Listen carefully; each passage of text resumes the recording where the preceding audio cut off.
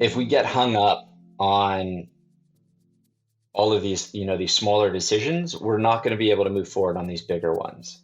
And that's really what we need to focus on, is moving these much larger, systemic portions, of our society, primarily our energy and the much bigger like food production system as a whole, move that forward, rather than our small individual purchases. It's like, do the best you can, but focus on this bigger change. I like that.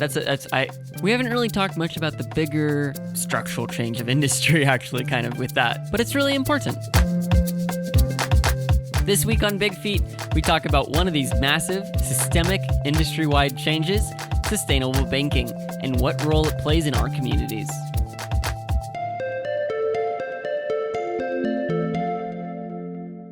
My name is Ravi Mikkelsen. I've been in the climate fight, this climate change space, for almost 20 years now, since freshman year of college. And I've done a ton of different things in that time, and mostly as an engineer, so materials engineering undergrad, and started off thinking that I would build the technologies to move us off of fossil fuels to a cleaner energy future. And then for the last 5 years, have been focused on developing technologies and business models around capital deployment, so that the technologies that other people build can get deployed much more quickly. Capital is the Archimedes lever with climate change. And so I've been doing a few different things. I run a network primarily focused in the Bay Area on climate tech startups, showcasing new technologies, connecting them with capital, and all the way from individual angels up through hedge fund and private equity, government and philanthropic capital, because climate tech, clean tech, as the sector used to be called, requires different types of capital at different stages. And then my personal startup, which should be announced soon, is focusing on deployment capital, and drastically reducing the cost of that capital for projects. Yeah. Awesome. And so, yeah. I think that is a really good point. That capital's, what do you call it? The capital is the Archimedes lever in the climate fight. Can you break that down for me a little bit? Like, I mean, why is it more of a lever in like climate and clean tech and clean energy sort of type of stuff than it is in like fossil fuel, right? Well, yeah. So there's, I mean, again, there's so many different layers, and we can go all into the weeds here, but yeah. So, and that's sort of on the project deployment side. And then there's additional, it's like, okay, if you give funding on the innovation side, you might be able to take somebody from having to, work on, some new clean energy technology on nights and weekends to full time. And then it's hard to model out innovation. You just don't know when it's going to come, when that result is going to be, where we jump from, 10 to 20% efficiency on solar cells, when drilling technology for geothermal is going to, reach the point where it becomes economical. So there's all these different things. And then there's scaling those technologies up. Mm-hmm. On the fossil fuel side, because it's a more mature industry, because the scale is so much bigger, the cost of capital there is much lower. Also, because their tax and other subsidies from the government are also 100+ years old, that they're basically they're permanently baked into the system, versus the subsidies on the renewable energy side have been, okay, here's 5 years, here's 2 years, here's 3 years, here's 7 years, here's 5 years. And that variability causes uncertainty within the market, which leads to higher financing costs. If you can only model out a few years, you say, okay, well, here's the risk. And you look at the EIA modeling, and basically, fossil fuels just has this sort of continuous line versus every, every model that the EIA does, it goes up, and then they say, okay, in 2016, the ITC stops, and so then it becomes flat or decreases. Oh, and now 2020, okay, it goes up and it stops. 2022, it goes up, stops. 2020, like all of these little jumps, they sort of assume flattened or decreased growth when those subsidies stops, and that's what sort of the market see. And you get that risk sort of post ending of those tax credits because they've been so pivotal to the economics of these projects. Gotcha. And without this certainty, and you need some sort of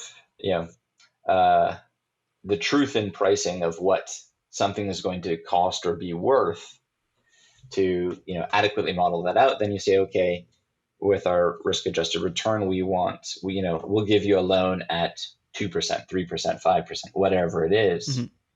And now you can come back from that. So with fossil fuels, now these 50-year plants and pipelines and mines, etc., they have had very low cost of capital. But what we're seeing is, as we're transitioning now, solar and wind have reached a scale globally that it's the cheapest form of new energy on the planet.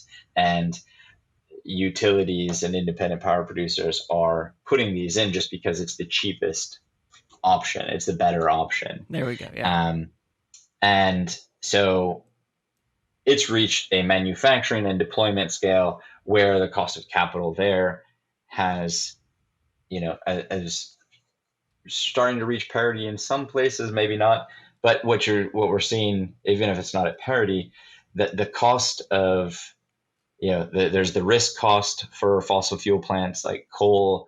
All these big banks are saying, we're not going to fund coal anymore. We're not going to fund, oil drilling in the Arctic. Starts to flip the switch. Yeah.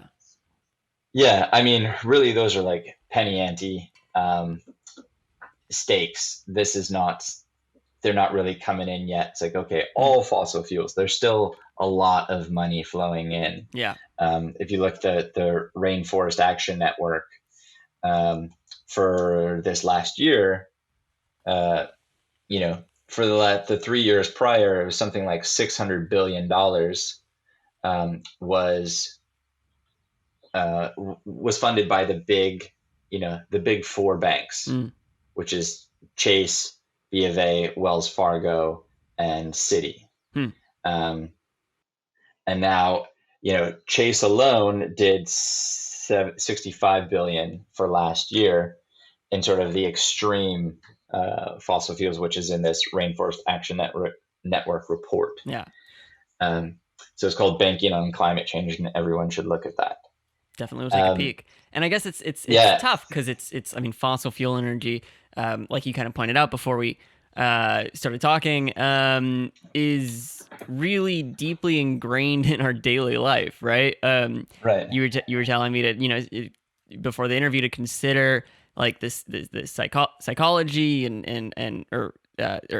psychology and financial and logistics behind like what it would actually take to remove that, and because it really is pervasive. It really is everywhere in our lives. And focusing on the personal action. So all that previous talk was about these, big projects and large amounts of capital. And I like to focus on what each individual can do. And so in one of my monthly newsletters, in this essay I wrote last fall, it was about sort of the 5 biggest steps a person can take. But basically, it's vote, move your money out of move your money out of basically fossil fuel funding industries, banks, insurance, and investment. It's get energy from the sun or other renewable energy sources, electrify your home, and electrify your transportation, or decarbonize it by biking and walking. So those are the big 5 things that we each can do. Mm. Um, you know, then if I was going to add a sixth one, I would say, eat more plants. Yeah. You don't have to go 100% vegetarian or vegan, but if you just eat more plants and slightly less meat, that's a great thing. Yeah. I'm personally vegetarian, but that's not where I focus, my education and activism on. Yeah. And so I also wanted to talk about, so with Climate Link, you do a lot of, would you call it community building, activism? What sort of space would you describe that in? Yeah, I'd say it's more community building and education than activism Mm-hmm. with Climate Link. I mean, it's a meetup and a network, and we, it's a lot of welcoming and introduction. Mm-hmm. Um, so there are folks like myself who've been it for a very long time. Swarnov, they're at Touchlight, who's built products and has been working on this for a while. But then there are people who come from other tech companies that are consumer focused, and like, I've been working on ads or social media or photography and all these other things, and I want to do something to directly have a positive impact on the planet, on our environment. Mm-hmm. What can I do?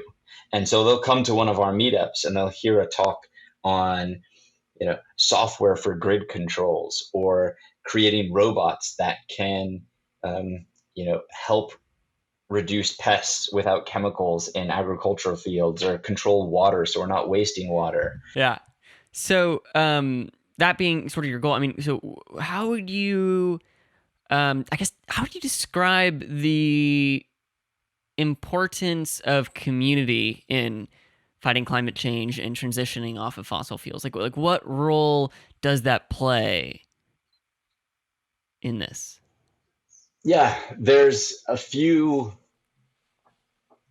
ways. One, like, we live in communities and we need to support each other, and this is not about saving penguins, but about saving us. It's the habitability of our planet.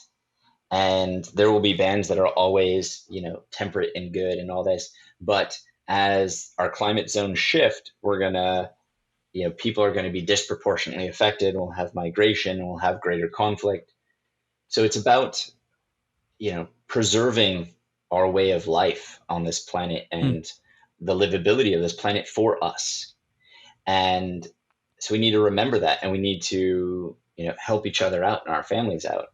And so there's that aspect of it. It is the community, and it's like this local and global community Yeah. that we need to take care of. And the other is about education and sort of social proofing. It's like, okay, they've shown that if there's one solar system, once the first solar system goes into a neighborhood, then that is likely to be copied sort of within a couple of times over, Hmm. within like a half-mile radius. People see it; it becomes normalized. Yeah. So It's kind of like the there's neighbor that that gets part a of it. Tesla, and then everyone in the neighborhood Exactly. is curious about it Hmm. and trying it out and test driving and everything, Yeah. right? Same thing with solar panels. Yeah. That's interesting. And I guess, Same thing with solar panels. Same with so like when I got a diesel vehicle in college and started putting biodiesel in it and talking to people about it, mm, um, I constantly heard, it's like, I never saw diesel vehicles on the road, but now I see them everywhere. And it's like when I got a Nissan Leaf, the first one in 2011, it's like V1. People are like, oh, now I see them everywhere, and I and that's see, oh, here's this EV, and you like, really do see those uh, ones. They're very distinctive on the road. Yeah. exactly. But it's once it enters our consciousness, then we can start seeing it more. We Mm, recognize it, and and so there's that part of it, and then educating each other, helping each other yeah. out. this collective action. So there's uh, there's a movement called Stop the Money Pipeline, and it's about getting people to move their money out of Chase Bank, and we want to, like Tesla has done, they've all accelerated their own development of EVs. Hmm. And so there is this movement to shift capital out of the big banks. We move our deposits out of the big banks, and we focus on deploying that capital towards these renewable energy projects. And if you can't tell, this is what I'm working on. And, so we will be, giving a place for people to move their deposits to, hopefully soon. And once that happens, it's like we get enough of that capital moved out, we'll get these big banks to, reach that end state which we want, which is them to say, okay, we're not going to fund any fossil fuels anymore. We're going to, only focus on this transition. Metallurgical coal is going to be very difficult. Process heat, there's a lot of challenges. Electric vehicles, easy. Rooftop solar, easy. But there's a lot of difficult things in there too. And we have to figure that out. And we're doing that as we go. Yeah. And we have to take, again, community. Like there are still, millions of people that work in the fossil fuel industry around the world. There are people that go into mines and, they dig up coal, and that's how they take care of their family. And that's how, we've gotten to where we are. Is the progress that has been made has been on the fossil fuel economy. And we need to take care of the people that still work in that industry and get them to transition. As oil has declined, and people who've been worked on oil rigs and drilling have lost their jobs. Well, geothermal has risen in its potential, and so their geothermal companies are hiring oil workers. Offshore wind companies, the same people who built and installed offshore oil platforms are going to be the same people who are the experts and are going to lead on offshore wind platform development.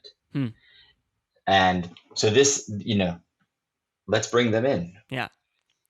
And I guess, so you see the beginning of this transition, it starts with, I guess, people moving their capital, choosing and pressuring banks and financial institutions to not make these investments into the fossil fuel industry.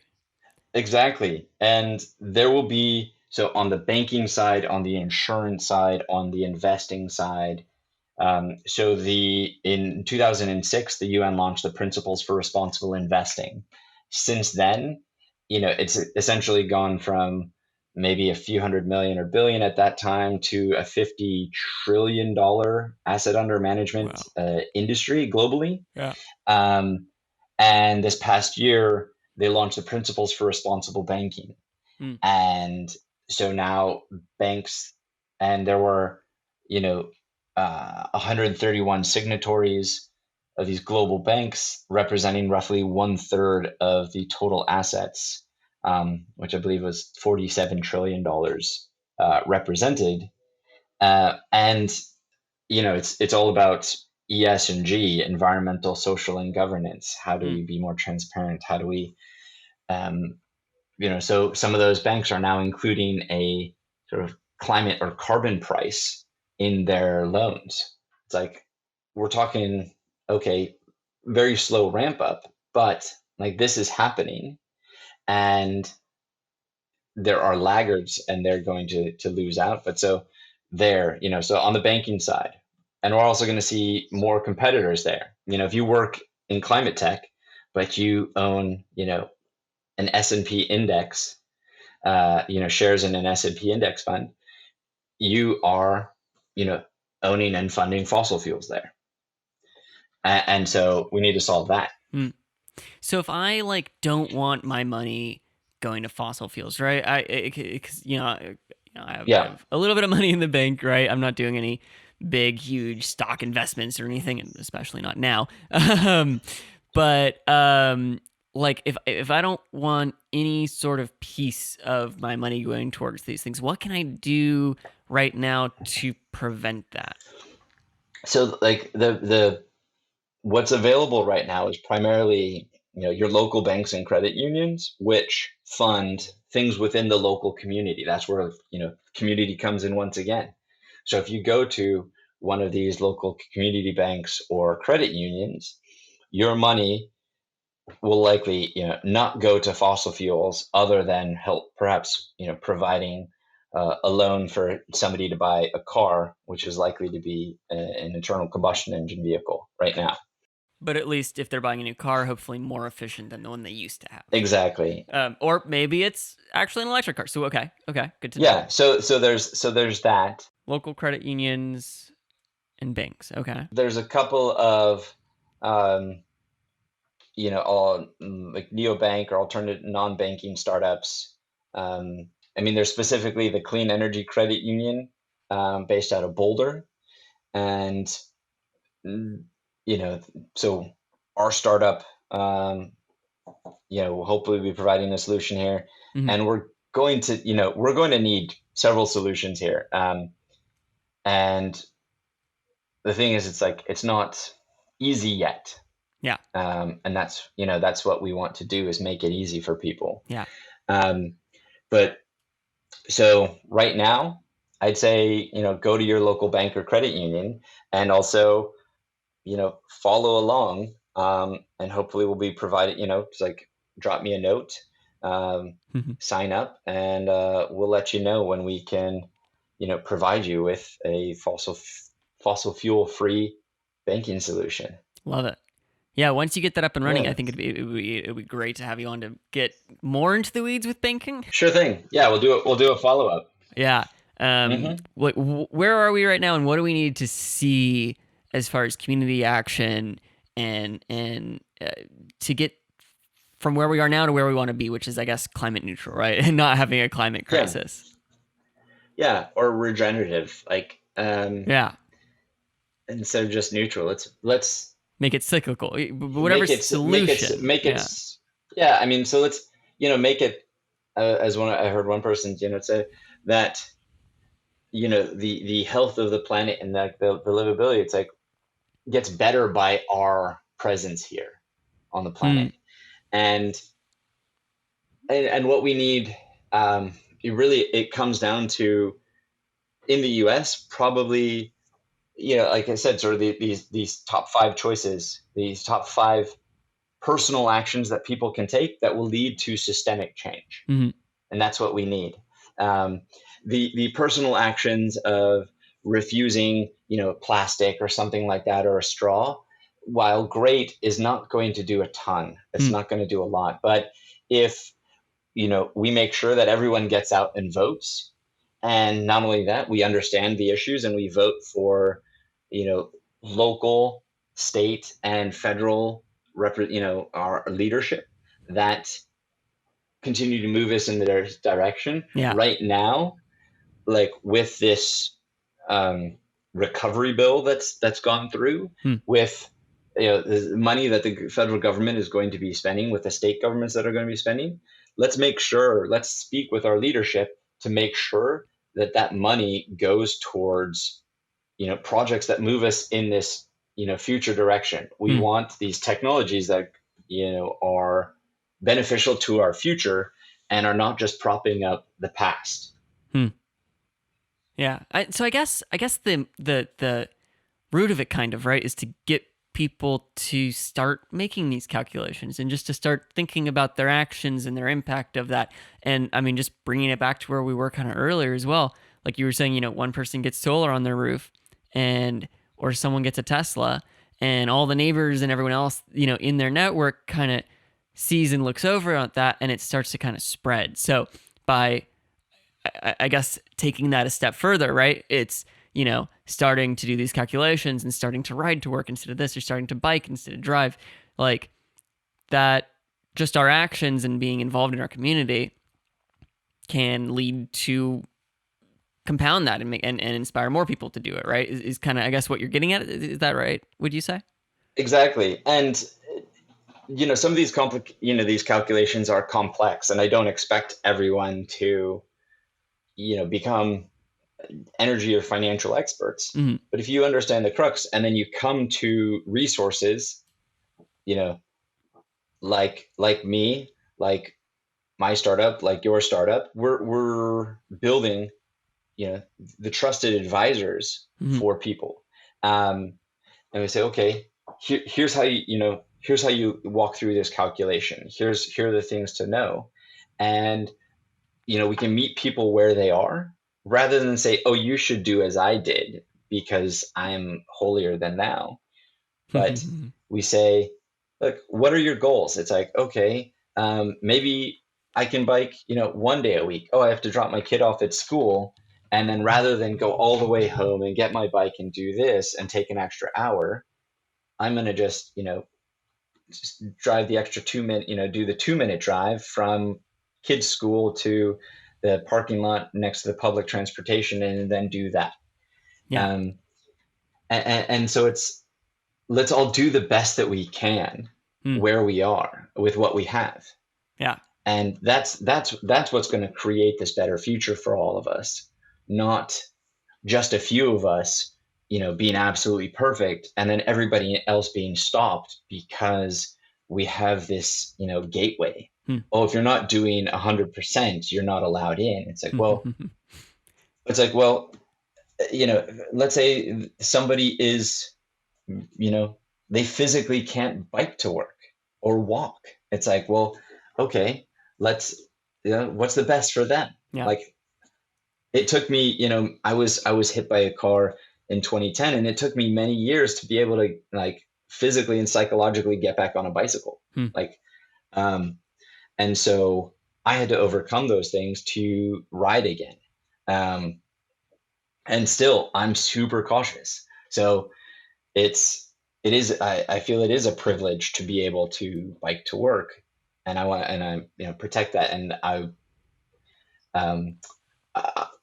want to, be cognizant of not everyone can. Yeah. And I want to help them to do the best that they can where they are with what they have. Nice. Ravi, thank you so much for coming on, and good luck on the startup. The Rainforest Action Network report, Banking on Climate Change. I'll put that link in the description. Yeah, so let's send you that, and then also a link for our newsletter. Yeah. It's also bit.ly/climate link news. Pretty easy. Awesome. Yep. Well, both of those will be in the show notes, and thank you so much for talking. Yeah. Great. No, Ian, thank you so much for this opportunity. And everyone, do the best you can. Let's make every day better, and take care of yourself and your family right now. This is an important time.